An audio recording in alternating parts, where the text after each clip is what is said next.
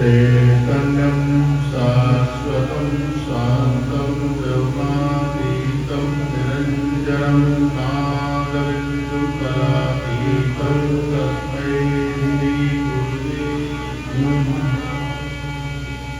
नीलाम्बुजश्यामलं कोमलाङ्गं सीतासमारोपितभाग्यवान् बाणो महाकाय चारुचापं नमामि रामं रघुवंशनाथं। वसुदेवसुतं देवं कंसचाणूरमर्दनं देवकी परमानन्दं कृष्णं वन्दे जगद्गुरुं। कृष्णं वन्दे जगद्गुरुं। नारायणं नमस्कृतं देव नरोत्तमं देवी सरस्वती व्यासं ततो जयमुदीरयेत्। ततो जयमुदीरयेत्। प्रेम से बोलिए सच्चिदानंद भगवान की जय। सद्गुरुदेव महाराज की, कृष्ण बलदेव की, श्रीमद्भागवत महापुराण की, श्री वेद व्यास जी महाराज की, श्री सुखदेव जी महाराज की, गौ माता की, गंगा गीता गायत्री गौ माता, स्वामी ज्ञान स्वरूपानंद गौ सेवा संस्थान की जय। आनंद धाम अलख ज्ञान गोरक्षा समिति की जय। पूज्य ब्रह्मलिंग सद्गुरुदेव स्वामी अलखानंद जी महाराज की जय। पवन सुत्र हनुमान जी महाराज की जय। रामदेव जी महाराज की जय। बाबूजी भूरा राठौड़ की जय। उमापति महादेव की सत्य सनातन धर्म की जय। आइए 2 मिनट भगवान नाम लेते वाणी को करने के लिए। जय सतगुरु दीन दयाल हरे। जय सतगुरु दीन दयाल हरे।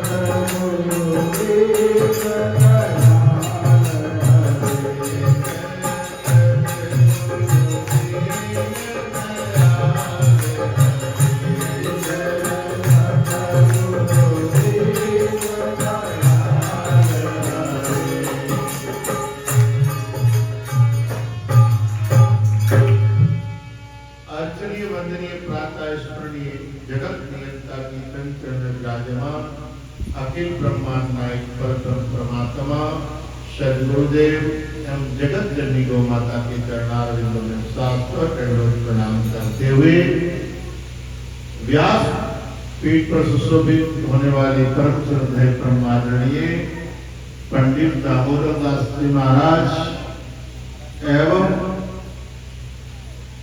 इस पट्टाभिष्ट महादेव मंदिर के श्री महंत परम पूज्य श्रद्धेय देवगिरी जी महाराज एवं लखनऊ उत्तर प्रदेश से पधारे हुए परम श्रद्धेय पंडित संजू रमेश पांडे जी महाराज और मुंबई से पधारे हुए मनु जी कनौजिया साहब और सुमधुर वाद्य बजाने वाले गंधर्व के स्वरूप को सभी संगीत भजन मंडली कार्यकर्ता के सम्मान करते हुए और दूर दराज से पधारे हुए सभी भागवत भक्त गो भक्त और सभा में विराजमान भक्तिमयी करुणामयी जगदम्बा अम्बा अम्बालिका भवानी के स्वरूप में मेरी माताएं बहने एवं जगत पिता ब्रह्मा के स्वरूप में सज्जनों बंधुओं एवं भाइयों ब्रह्मांड में बहुत भार तारों की तरह निभाते हुए बालक बालिकाएं बड़े ही सौभाग्य की बात है कि हम श्रीमद् भागवत कथा श्रवण कर रहे हैं। श्रीमद् भागवत कथा का आज सप्तम दिवस है और सप्तम दिवस में परीक्षित जी महाराज का मोक्ष हो रहा। जब राजा परीक्षित को ऋषि के द्वारा जब श्राप मिला और श्राप मिलने के उपरांत उन्होंने वापसी जाकर उसी गुरुदेव के चरणों में प्रणाम किया कि श्राप तो मुझे शिरोधार्य है परंतु इसका निवारण कैसे होगा, मेरी मोक्ष प्राप्ति कैसे होगी। तब उन्होंने बताया कि ये आप घर त्याग कर मरणांसन होता है उस समय आदमी को सारा मोह माया धन संपत्ति परिवार का त्याग करके अपने परमात्मा का स्मरण करना चाहिए। और वह कहां पर कि जहां पर नदी के किनारे तीर्थों के किनारे और सदगुरु की शरण में जाकर इसका समाधान होता है। तो राजा परीक्षित जी महाराज सब कुछ त्याग कर अपना राज्य अपने पुत्रों को देकर कहां से चले। राजा परीक्षित जी का राज्य कहां था? हस्तिनापुर। हस्तिनापुर से वो शुक्रताल पहुंचे। कहां पहुंचे? शुक्रताल। कितने लोग गए हुए हाथ खड़ा करें? बस पूरा नाम राजी में शुक्रताल गए तो फिर शुक्रताल तीर्थ हरिद्वार से 80 किलोमीटर पहले है। जब हरिद्वार जाते हैं तो मुजफ्फरनगर आता है। मुजफ्फरनगर से 10 किलोमीटर साइड में है जहां पर राजा परीक्षित जी महाराज अपना राज्य त्याग कर पहुंचे।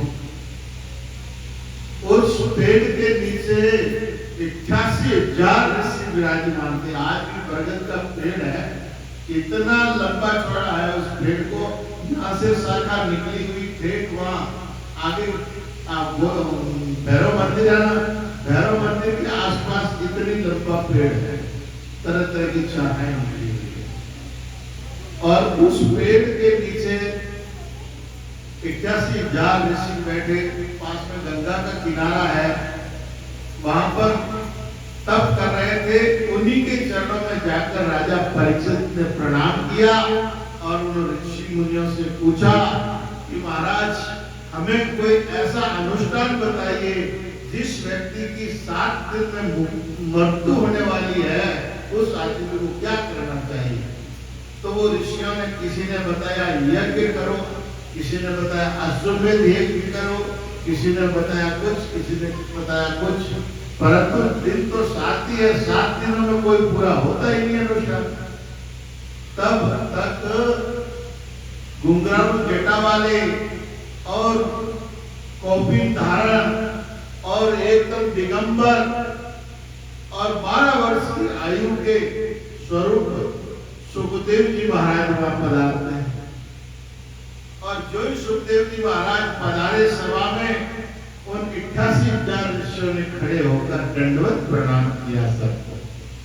सबने दंडवत प्रणाम किया। तो राजा परीक्षित के मन में संशय प्रकट हुआ कि लंबी लंबी दाढ़ी वाले, लंबी लंबी जटा वाले, हजारों वर्ष की जिनकी उम्र है, सैकड़ों वर्ष की उम्र है, वो लोग इस 12 साल के बालक को सब दंडवत कर रहे हैं, इसका क्या रहस्य है? तब ऋषियों से पूछा, तब ऋषियों ने बताया, महाराज ये 12 साल की आयु नहीं है इनकी आयु का तो कोई पार ही नहीं है, क्योंकि ज्ञानी की कोई आयु नहीं होती है। ज्ञानी की तो आयु 0 से लेकर 0 ही 0 है, मैंने कोई संख्या लगाए उतनी कम है। इसीलिए हम लोगों की उम्र है, किसी की 100 वर्ष है, किसी की 500 वर्ष है, किसी की 1000 वर्ष है, परंतु इन राजा सुखदेव जी की उम्र नहीं है। ये तो हमारे सब के दादा है, बाबा है, बाबाओं के भी बाबा है, इनकी उम्र कोई आंकी नहीं जा सकती है। तब परीक्षित महाराज कहते हैं, तो क्या मेरे श्राप का निवारण कर सकते हैं? मेरे श्राप का कोई अनुष्ठान बता सकते हैं? बोले हाँ, ये तुम्हारे 7 दिनों में होने वाले मोक्ष के अनुष्ठान बता के मोक्ष प्राप्ति करवा सकते हैं। तो तुरंत राजा परीक्षित जी महाराज ने जाकर प्रश्न किया कि महाराज, जिस व्यक्ति की मरने का समय आ जाता है और मरने का मृत्यु सामने दिखती है, उस समय उस व्यक्ति को क्या करना चाहिए? तब सुखदेव जी महाराज कहते हैं कि सबसे पहले तो ये बताओ, मोक्ष किसका होता है और कैसे होता है? तो मोक्ष होता है सद्गुरु के ज्ञान से। और फिर सद्गुरु कहाँ होना चाहिए और शिष्य कहाँ होना चाहिए? नल के टूटी के ऊपर घड़ा मांड दोगे तो भरेगा? बोलो, टूटी के ऊपर घड़ा मांडो तो घड़ा भरेगा नहीं, तो कैसे भरेगा? कि टूटी के नीचे। तो ऐसे ही परीक्षित जी महाराज, मैं गुरु हूं, तुम शिष्य हो, तो गुरु को ऊंचे आसन पर बिठाकर दंडवत प्रणाम करो, दंडवत प्रणाम करके प्रार्थना करो कि हे गुरुदेव, मेरा मोक्ष कैसे होगा? मोक्ष का मार्ग बताइए। तब परीक्षित जी महाराज ने सुखदेव जी महाराज को सिंहासन पर विराजित किया और उनके चरणों में प्रार्थना किया। और प्रार्थना करने पर सुखदेव जी महाराज ने राजा परीक्षित को बताया कि भाई, तेरे तो 7 दिन बहुत है, मुक्ति होने के लिए तो एक फल चाहिए। जैसे पंखुड़ी मलने में देरी लगती है, परंतु मोक्ष होने में देरी नहीं लगती है। जब ये बात कही तो सुखदेव जी महाराज से पूछते हैं परीक्षित जी महाराज कि पहले भी किसी की मुक्ति हुई है क्या? आप तो कह रहे हो कि एक पल में हो जाती है। इस भागवत को सुनने से पहले किसी सज्जन की मोक्ष प्राप्ति हुई है? तब सुखदेव जी महाराज कहते हैं, हे परीक्षित, एक समय एक राजा थे, खटवांग नाम के। जो खटवांग नाम के राजा थे वो देवताओं के साथ देवताओं का सहयोग देते थे युद्ध लड़ने में। जब देवताओं पर चढ़ाई करते राक्षस लोग ना, तो वो वहां जाते देवताओं के साथ में खड़े होकर युद्ध लड़के देवताओं को विजय दिलाते। वो खटवांग राजा ने इंद्र ने कहा एक बार विजय मिलने पर, कहा भाई मैं प्रसन्न हूं, खटवांग तुम मांगो, मन चाहे सो वचन मांगो। तब खटवांग राजा ने कहा कि मुझे कुछ भी नहीं चाहिए, अगर कुछ देना ही चाहते हो तो ये बताइए मेरे जीवन की उम्र कितनी बच गई है, कितनी उम्र रह गई है, कितने दिन जीऊंगा। जब वहां देवताओं ने बताया कि खटवांग तुम्हारी उम्र तो अब सिर्फ 2.5 घड़ी बच गई है। कितनी? यानी 1 घंटा, 1 घंटे में 2.5 घड़ी होती है, तो 1 घंटा बच गई है। तो खटवांग ने कहा कि अब जितना तुम जल्दी मुझे मृत्यु लोक में पहुंचा सकते हो, बस यही मुझे चाहिए वरदान। तो वहां से स्वर्ग से इस धरती पर आने में आधा घड़ी लगा। कितना? आधा घड़ी। 2 घड़ी शेष रह गई। उस 2 घड़ी के अंदर खटवांग ने इस मृत्यु लोक के अंदर सदगुरु की चरण में जाकर उस तत्व ज्ञान को सुना, उस परम ज्ञान को सुना, उस आत्म ज्ञान को सुना, जिससे सुनकर खटवांग ने मोक्ष प्राप्ति पाली। तो इसीलिए हे परीक्षित, आपके लिए तो 7 दिन बहुत है, मोक्ष तो उसने 2.5 घड़ी में कर लिया था। तब परीक्षित जी महाराज को सुखदेव जी महाराज ने श्रीमद् भागवत कथा का ज्ञान दिया। श्रीमद् भागवत कथा के अंतर्गत सज्जनों 12 स्कंद है। कितने? 12 स्कंदों में 18,000 श्लोक है। 18,000 श्लोकों में 12 स्कंदों के अंदर जो 10 स्कंद है, वो 10 स्कंद हमारे राजा महाराजा, दानी महादानी, सती सावित्री और तपस्वी, उन राजाओं का चित्रण किया गया है।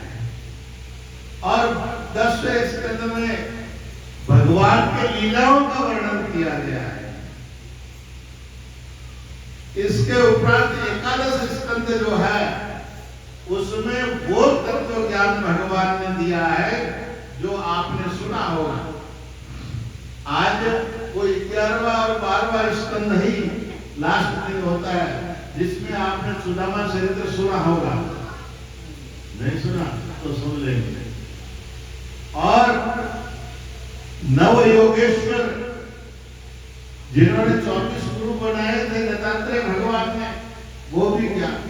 तो यहाँ पर भगवान श्री कृष्ण परम लोक यानी परम धाम गोलोक धाम बनाते हैं, तो उद्धव को और अर्जुन को उपदेश देते हैं। पहले भगवान अर्जुन को कहते हैं जब उनको तीर लग जाता है, क्योंकि देखिए कभी भी जीवन में सोच कर बोलिए, तोल कर बोलिए, जो बोला हुआ शब्द आपको आपके ही आगे आता है। जैसे हम पत्थर को ऊपर मारते हैं या मिट्टी को ऊपर फेंकते हैं, तो वो कहां हमारे सिर पर ही गिरती है। इसी प्रकार भगवान श्री कृष्ण के कुटुंब में उन्हीं का बेटा एक शाम नाम का था। बड़ा बेटा शाम था। वो शाम लड़के उस दिन तो होते ही है, लड़के इकट्ठे होकर एक दिन क्या करते हैं कि एक लड़के के पेट पर मुसल बांधते हैं। मुसल जानते हो?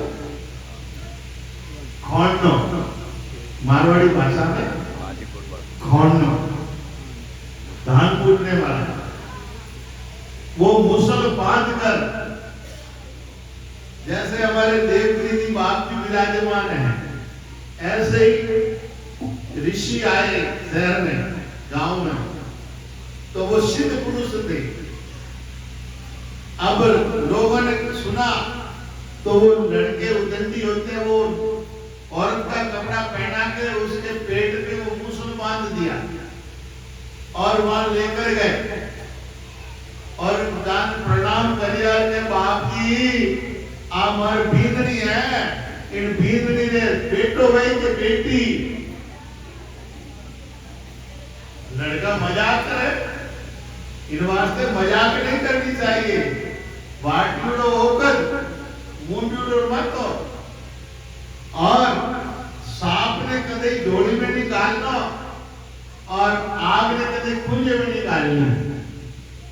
खुंजे में आग डालने तो कहीं गए, बाढ़ देवे उन्हें, और हाथ ने झोली निकालने तो कहीं गए तो उन्हें खा जाए। और बाढ़ टूटी दवाई गए, उन्हें अगर खा लेगा तो कहीं गए मर जाएगा, जहर में।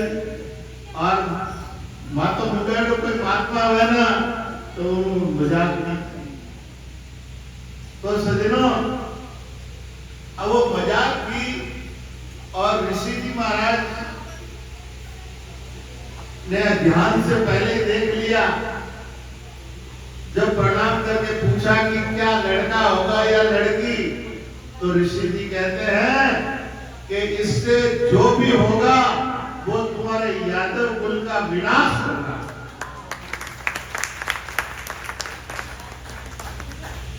जो ही श्राप दिया और डर गए, दौड़े दौड़े घर आए। घर आकर बताया, बलराम जी को बताया, कृष्ण जी को बताया, अक्रूर जी को बताया, उद्धव जी को बताया, अपने पूरे कुटुंब में उस चर्चा को चलाया। कहा ऐसा ऐसा श्राप मिल गया ऋषियों द्वारा, अब क्या करना चाहिए। तब बलराम जी ने, कृष्ण जी ने युक्ति लगाई। कहा ऐसा करो, घिसवा दो इसको सब शिला में, शिला पर घिसवा घिसवा के बोले इनका पाउडर बनवा दो और वो पाउडर समुद्र में फेंक दो, जो वो खत्म हो जाएगा। घिसते घिसते घिसते घिसते सबने घिसा और थोड़ा सा टुकड़ा बच गया जो हाथ में नहीं पकड़ा जा रहा था, और उठा के समुद्र में वो पाउडर सब डाल दिया। अब होता यह है कि वो पाउडर समेत किनारे पर आके घास उग गई। अब घास उग गई और वो टुकड़ा एक मछली के पेट में चला गया। तो शिकारी मछलियां पकड़ने वाला पकड़ के लाया घर में, उसको चीर के बनाने के लिए देखा तो निकला बड़ा सुंदर चमकीला था। तो उसने क्या किया, अपने बाण के आगे लगा दिया, बाण के आगे लगा दिया कि शिकार अच्छी होगी। अब वो बाण लेकर जंगल में जब जाता है शिकार करने के लिए, और इधर भगवान के गोलोक का समय आ जाता है, तो भगवान अपने टांग के ऊपर टांग धर के शेष सैया के आसन पर लेटते हैं। अब वो क्या, पैर में भगवान के पदम था। अब वो पदम चमक रहा था दूर से, रात्रि का समय था। तो झाड़ियों के बीच में से वो शिकारी ने देखा कि कोई हिरण बैठा है, कोई मृग बैठा है। उसने उस बाण को संधान किया और छोड़ दिया। जो ही छोड़ दिया और भगवान के आगे पैर में घुस गया, और जो ही घुस गया तो भगवान के मुंह से आवाज निकली और वो दौड़ा दौड़ा शिकारी आया, देखा तो भगवान के बाण मार दिया। अब वो भगवान के चरणों में गिरकर बहुत पश्चाताप करने लगा कि रे प्रभु, मैंने ये क्या कर दिया, आप ही को बाण मार दिया मैंने मृग समझकर, मुझे क्षमा करो, माफ करो। तब भगवान कहते हैं, अरे भाई, तुमने कोई नया काम नहीं किया है, जो मैंने किया था उसी का फल मुझे दिया है। आज तूने मुझे छुपकर बाण मारा, मैं राम अवतार के अंदर मैंने भी बाली और सुग्रीव के टाइम में मैंने भी छुपकर बाण मारा था। जो मैंने छुपकर बाण मारा था, तो वही आज सुग्रीव मैं हूं, और नहीं, बाली तुम हो और सुग्रीव मैं हूं। तो मेरे आज वही बाण मारा है, क्योंकि जो मैंने किया था उसी का फल मुझे मिला है। तो भगवान जैसे अवतारी महापुरुष भी अपना वो दूर नहीं कर सके कष्ट, तो आज हम जिसको कष्ट देते हैं, दुख देते हैं, परेशान करते हैं, किसी का गला काटते हैं, तो वो भी हमारा गला काटेंगे। तो ये सोच लो, दुख चाहिए तो दुख दो, सुख चाहिए तो सुख दो। अपना गला कटवाना है तो दूसरों का गला काटो, जेब काटो। इसीलिए जीवन में दुख मत दो किसी को। इसीलिए कहते हैं, दुर्बल को न सताइए, बुरी हाय दुर्बल की, मुई खाल की श्वास से तीनों लोग भस्म हो जाए। इसीलिए किसी गरीब, किसी दुखी, किसी दीन को कभी मत सताओ, कभी कष्ट मत दो, कभी दुख मत दो। बस यही सबसे बड़ी साधना है, यही सबसे बड़ा तप है कि किसी को सताओ।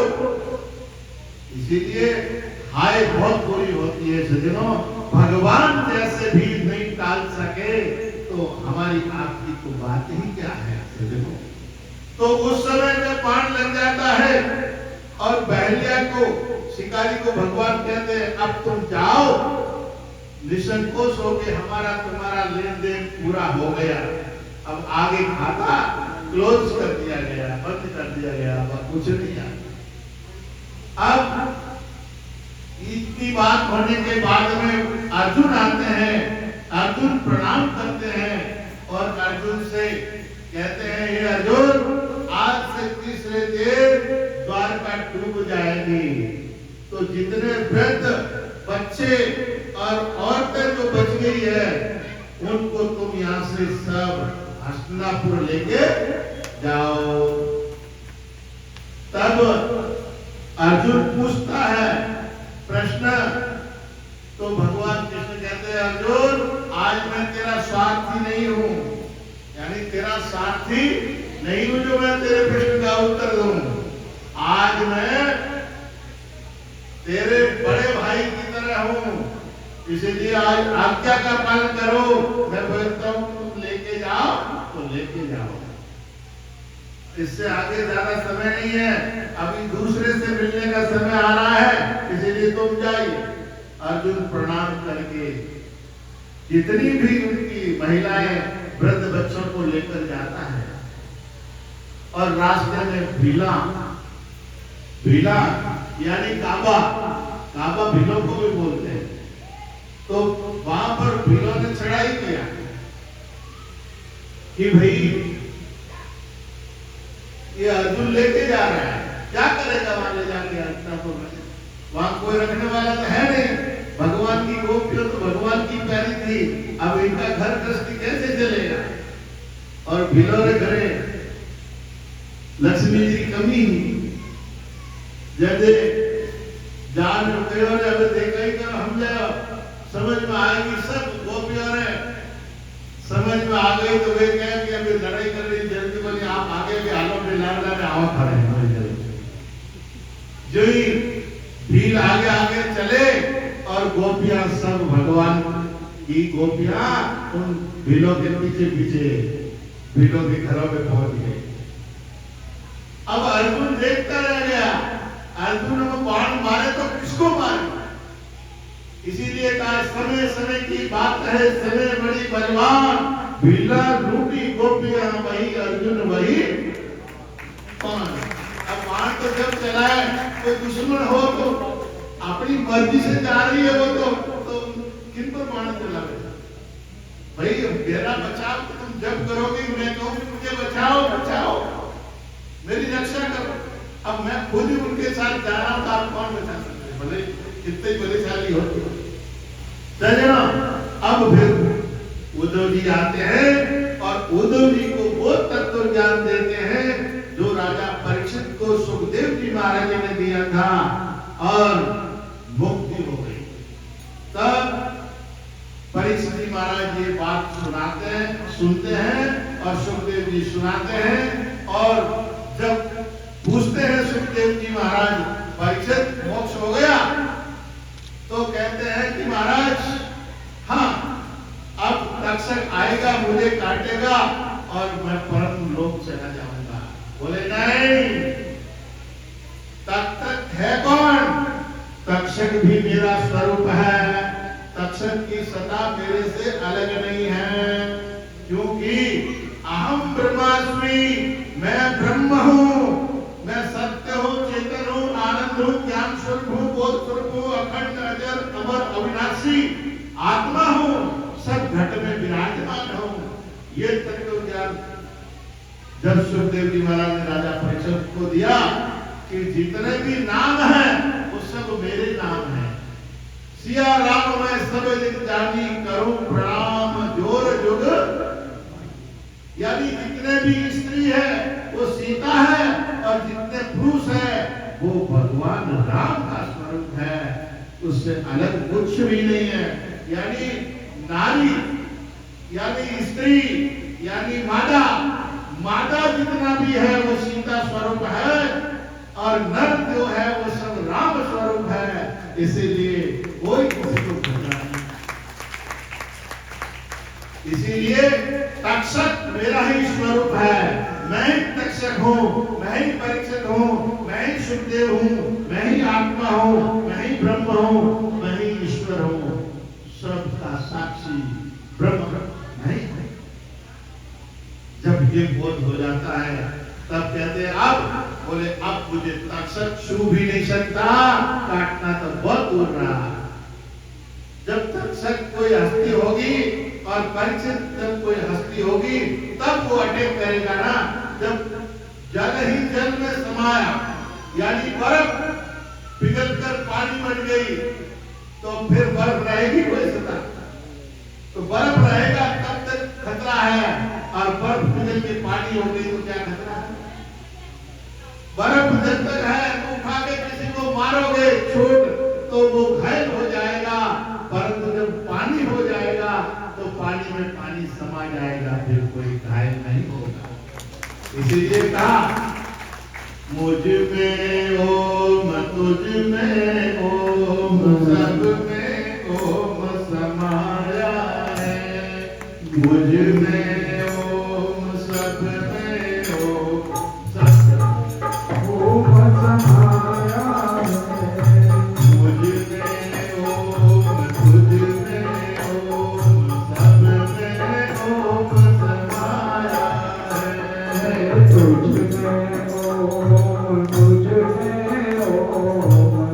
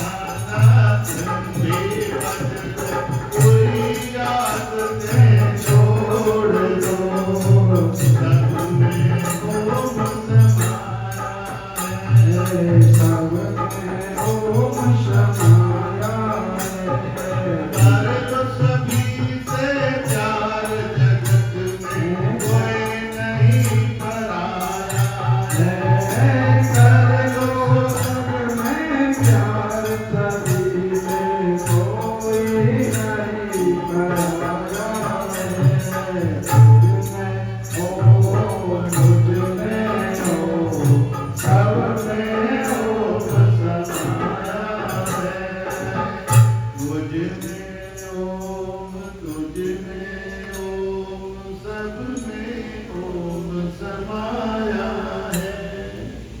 मुझ में ओम, तुझ में ओम, सब में ओम समाया है। कर लो सभी से प्यार, जगत में कोई नहीं बनाया है।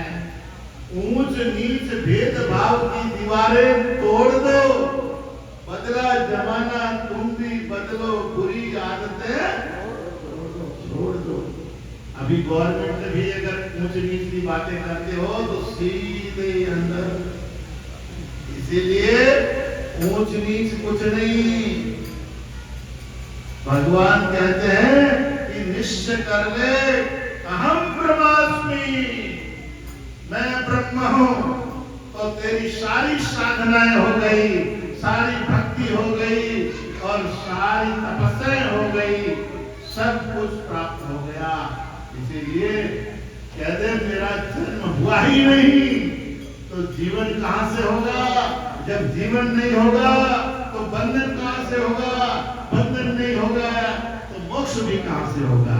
इसीलिए मैं तो पहले ही स्वतंत्र था, आज भी स्वतंत्र हूं, हमेशा स्वतंत्र रहूंगा। यही अहम ब्रह्मास्मि का निश्चय है। यही राजा परीक्षित जी को हुआ और दंडवत प्रणाम किया सुखदेव जी महाराज को, और सुखदेव जी महाराज को विदाई देकर रवाना कर दिया। यही भागवत का फल है। यही निश्चय कर लो तो मोक्ष हो गया, नहीं तो कुछ भी नहीं। और यही हमारा मुख्य लक्ष्य है। और ये जीवन में करना है तो गो सेवा, और पाना है तो अपने आप को गो सेवा करते हुए अपने जीवन को उस सत्य में जान लो। तो सज्जनों, गो सेवा के बारे में आपको बताया ही है हमारे पांडे जी ने कि हमारी संस्था लूली, लंगड़ी, अंधी, बेसहारा गौ माता की सेवा करती है। और दूध देने वाली गाय की तो हर कोई कर देता है, परंतु आपकी संस्था के अंदर ये सेवा होती है, किसी तरह का क्रय विक्रय नहीं होता है। और नेकी कर कुएं में डाल, यानी भगवान उसका फल देंगे। गौ माता आपकी रक्षा करेगी। बुरा करोगे तो बुरा होगा, अच्छा करोगे तो अच्छा होगा। इसीलिए गौ सेवा अवश्य करें। और आप गौ माता के दर्शन के लिए जरूर गौशाला पधारें। आपकी एक संस्था पाली रोड काकानी में, जिनकी चर्चा पांडे जी के द्वारा सुन रहे थे, स्वामी ज्ञान स्वरूपानंद गौ सेवा संस्थान के नाम से। दूसरा पाल रोड, पाल और बरनाड़ा के बीच में जो 4 लाइन शुरू होता है, वहां पर आनंद धाम महादेव गौशाला है। दो, एक आरती नगर में है और एक मेन रोड के ऊपर है।